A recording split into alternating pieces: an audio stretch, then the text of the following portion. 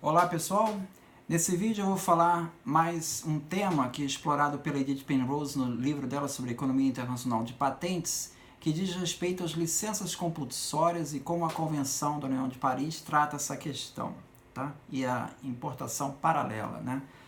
Bom, no texto original da Convenção da União de Paris, de 1880, já havia uma provisão da possibilidade do titular explorar sua patente pela importação, era o artigo 5A1, sem sofrer qualquer penalidade. Então, o titular podia explorar sua invenção no país, membro da Convenção de Paris, através da importação. Tá? Essa obrigação de explorar a invenção localmente, né, segundo a Convenção de Paris, era segundo o senador Bozerian, que foi o presidente da conferência de 1880, essa previsão de explorar a patente que exigia a Convenção de Paris, ela incluía a questão de vender. Ou seja, bastava o titular vender o seu produto, que já era considerado exploração. Vender incluía ele fazer isso por importação. Tá? A lei francesa, por outro lado, ela previa que, caso o titular explorasse a sua invenção pela importação, ele estaria sujeito a penalidades. Tá? A exploração não podia se dar pela importação. Então havia um conflito aí entre a Convenção, o que estava propondo na redação da Convenção de Paris, e a lei francesa. Né? Alguns juristas começaram a questionar bastante as cláusulas da Convenção de Paris. Juristas franceses como Donzel, e pedindo para que se reformulasse o artigo 5º, tá? Para permitir a proibição da exploração por importação. Tá? Bom, no Brasil, nessa época, 1882, na lei de 82, lei 3.129, o artigo 5º já previa a caducidade da patente, né, no caso do não uso efetivo da invenção, dentro de 3 anos contados da data da patente. Entende-se por uso efetivo o exercício da indústria privilegiada e o fornecimento dos produtos na proporção de seu emprego ou consumo. Então a lei brasileira já previa o instrumento da caducidade, antes mesmo da assinatura da Convenção de Paris em 83. Tá? O artigo 5.2 da Convenção de Paris prevê a adoção de medidas contra o abuso dos direitos de uma patente, por exemplo, a falta de uso. Em 1873, né, a primeira versão, estava prevista ali licenças compulsórias. Esse texto foi abandonado em 1878 e o texto de 1883 já não falou nada de licenças compulsórias. Ele deixou isso para a legislação de cada país regular. Então, se o país quiser fazer uma licença compulsória, está livre para fazer. O texto dizia o seguinte: todavia, o privilegiado ficará sujeito à obrigação de usar o seu privilégio de conformidade com as leis do país, onde introduzir os objetos privilegiados. Esse parágrafo 5.2 permite a exigência de uma fabricação local, tá? Foi adotado porque a Bélgica, Inglaterra, Rússia e Turquia alegaram que a fabricação compulsória era inconsistente com o propósito da convenção, que era uma proposta internacionalizante, tá? De tratar todos os países da convenção como um bloco só, de maneira que você possa produzir num país e importar no outro. Essa era o espírito da Convenção de Paris. A Bélgica, ela liderou os ataques contra a exigência de produção local. Esse texto, exigência de produção local, ou compulsory working, é o termo em inglês que vai aparecer. Tá? Então, essa exigência de compulsory working, a Bélgica, ela se voltou contra isso, né? Querendo permitir essa importação livre, né? No texto da Edith Penrose em espanhol, ela traduziu isso como, foi traduzido como trabalho obrigatório, que parece até escravidão, uma tradução não foi muito feliz aqui. Então, o texto final acabou ficando, no texto de 1883, né? A introdução pelo privilegiado no país em que o privilégio tivesse sido concedido, de objetos fabricados em um ou outro Estado da União não lhe trará perda de direito. Todavia, o privilegiado ficará sujeito à obrigação de usar seu privilégio de conformidade com as leis do país onde introduzir os objetos privilegiados. Então, essa obrigação de usar, a Convenção de Paris não especifica se é produção local ou não. Isso vai depender da lei de cada país. A aceitação da possibilidade de exigência de exploração local obrigatória, prevista no artigo 5º, fez com que países como os Estados Unidos só aderissem posteriormente à Convenção de Paris. Ele não é membro signatário da Convenção de Paris, só aderiu em 1887. A Alemanha em 1903. Tá? Não são membros signatários, exatamente por causa dessa cláusula no artigo 5º, que permite que o país possa aplicar caducidade numa patente que for explorada por importação. Os Estados Unidos não achou isso razoável. Segundo Murilo Cruz, num texto que ele escreve, Entrada do Brasil na Convenção Internacional para a Propriedade Industrial, ele diz assim: certamente também o fato de terem prevalecido as teses francesas acerca do artigo 5º, isto é, de ficar a cargo da vontade de cada nação a aplicação e a correção dos abusos, eventualmente decorrentes de um privilégio concedido, e dos conceitos de exploração local dos produtos patenteados, fez com que, à exceção da França e da Bélgica, todos os demais países industrializados importantes e principais detentores de privilégios industriais da época não tenham assinado originalmente a Convenção. Tanto Estados Unidos, Grã-Bretanha, Alemanha, Canadá, Hungria e Áustria não são signatários originais. Quer dizer, veja que a Bélgica não concordou com essa possibilidade, mas assinou, foi membro signatário.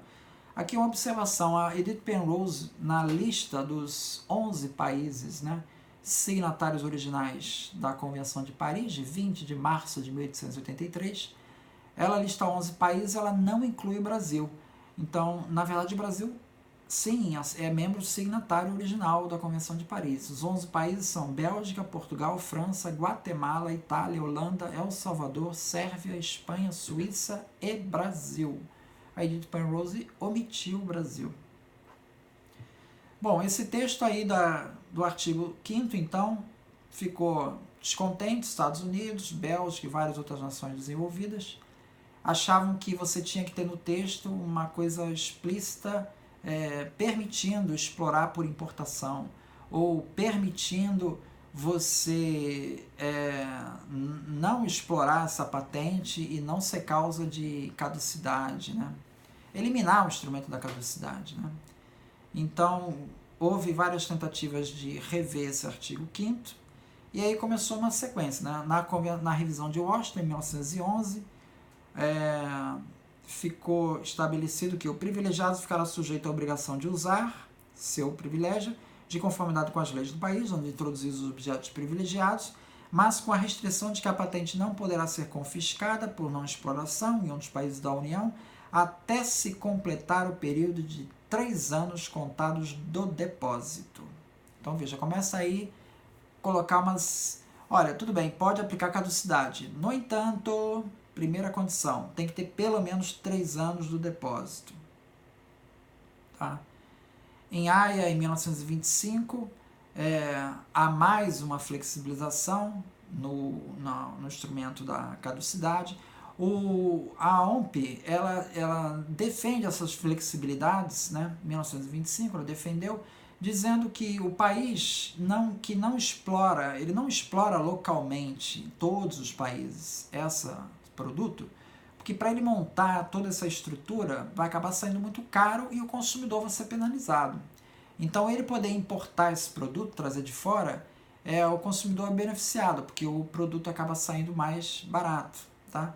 Outra questão é que não tem como você exigir que o titular monte uma fábrica em 100 países. Isso é inviável. Então, esse compulsory working, ou a exigência de você fazer com que o titular explore localmente com uma fábrica dentro do país, ela teria sido completamente abolida em Haia não fosse a oposição de Japão, Iugoslávia e Polônia. A revisão de Haia, como já falei, em 1925, atenuou essa medida, tá? E onde ela já previa, tá, que essa medida, a aplicação dessa medida seria aplicada apenas após as licenças compulsórias prévias, em 3 anos contados da data de concessão da patente. Tá? Então, ela estendeu um pouquinho mais o prazo para você aplicar essa caducidade. O Brasil assinou a revisão de Haia. Né? Em 1958, né, essa possibilidade de licenças compulsórias, que já começou a ser sinalizada em Haia, ela em Lisboa passou a ser vista como não exclusiva. Né?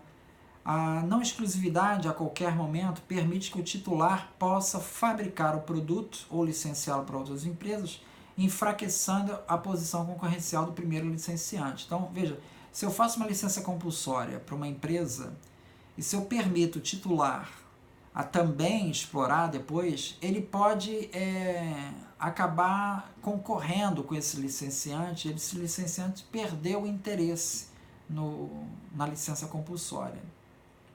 Então isso acaba servindo como desestímulo. Você oferece uma licença compulsória, mas ninguém se interessa. A revisão de Estocolmo, 67, restringiu ainda mais a aplicação da figura da caducidade de uma patente. Ela diz assim: a caducidade da patente só poderá ser prevista para os casos em que a concessão de licenças obrigatórias não tenha sido suficiente para prevenir tais abusos. Não poderá ser interposta ação de declaração de caducidade ou de anulação de uma patente antes de expirar o prazo de 2 anos a contar da concessão da primeira licença obrigatória. Tá? Então você veja que, enquanto o texto de 1925, no artigo 5.1, diz que, apesar disso, cada um dos países contratantes terá a faculdade de adotar as medidas legislativas necessárias à prevenção dos abusos, ela simplesmente diz medidas legislativas necessárias à prevenção dos abusos. O texto de 67, nesse mesmo artigo, já diz: cada país da União terá a faculdade de adotar medidas legislativas prevendo a concessão de licenças obrigatórias para prevenir os abusos. Então já fala claramente aqui na aplicação de licenças compulsórias. Tá? No artigo 5.3, tá? Enquanto o texto de 1925 diz: essas medidas não poderão prever a caducidade da patente, a não ser que a concessão de licenças compulsórias não seja suficiente para prevenir esses abusos. Tá? Então, você só pode aplicar caducidade a não ser que a concessão de licenças obrigatórias não seja suficiente para prevenir os abusos. Em 67, esse texto fica assim: a caducidade da patente só pode ser prevista para os casos em que a concessão de licenças obrigatórias não tenha sido suficiente para prevenir tais abusos, não poderá ser interposta ação de declaração de caducidade ou de anulação de uma patente antes de expirar o prazo de 2 anos a contar da concessão da primeira licença obrigatória. Então, estabelece aqui mais um marco. Né? Você tem que ter uma licença obrigatória e abre-se aí um prazo de 2 anos para você entrar com a caducidade. Então, a revisão de 67, ela torna o instrumento da caducidade ainda mais improvável de ser aplicado. Tá? Bom, por causa disso, a revisão de 1967, ela não criou as licenças compulsórias, ela também não criou a caducidade, isso já tinha na revisão de Haia, mas ela tornou a caducidade um instrumento mais difícil de ser aplicado. Tá? O Brasil, discordando dessa nova versão, ele não assinou a revisão de Estocolmo nos artigos 1 ao 12. Veja, o artigo 5º está lá no meio. Né? Então, ele ficou aplicando a revisão de Haia para os artigos 1 ao 12. Ele aplicou a revisão de Estocolmo somente pelo decreto 635 de 1992, que é quando ele aderiu à revisão de Estocolmo. Tá? Então, existe nesse livro aqui, Patentes e Marcas na Justiça Federal, o Augustinho Silva, cita um caso que aconteceu na Justiça Federal em 1978 com a Bayer, de um produto fertilizante, tá? Em que terceiros entraram pedindo uma caducidade, alegando que a Bayer não havia sido concedida uma licença compulsória antes e que não estava explorando a patente, né? Então pediu a caducidade. A Bayer alegou que não havia uma licença compulsória antes, né? Então não poderia ser aplicado a caducidade porque estaria ferindo a Convenção de Paris. O juiz acabou entendendo o seguinte, que ele não entendeu como razões razoáveis da Bayer para não exploração, tá? E ele acabou concedendo a caducidade. Ele alegou que a inviabilidade econômica não ficou comprovado, tá? Tendo em vista o grande interesse do fertilizante para a agricultura nacional. Tá? Então, ele manteve a concessão da caducidade. A caducidade nessa época, veja que o Brasil não aderia à revisão de Estocolmo, né? Era um instrumento relativamente frequente. Em 1986 foram pedidos 18 pedidos de caducidade, a maioria concedidos. Em 1987 foram 20, em 89 foram 18, e daí começou a cair. Em 1990 foram só 10, em 91 foram 6, em 92 foram 5. Em 92 é quando o Brasil aderiu à revisão de Estocolmo. E daí em diante, 93 foram 8, e daí em diante não teve mais caducidade. Então, é um instrumento que ficou raríssimo, acontecia uma vez ao ano, quando acontecia, né? É curioso que em 2018 tem um caso de caducidade, aí é MU 860-0912, é um pedido de caducidade pendente, mas depois da revisão de Estocolmo, tornou-se um instrumento pouco efetivo. Muito obrigado.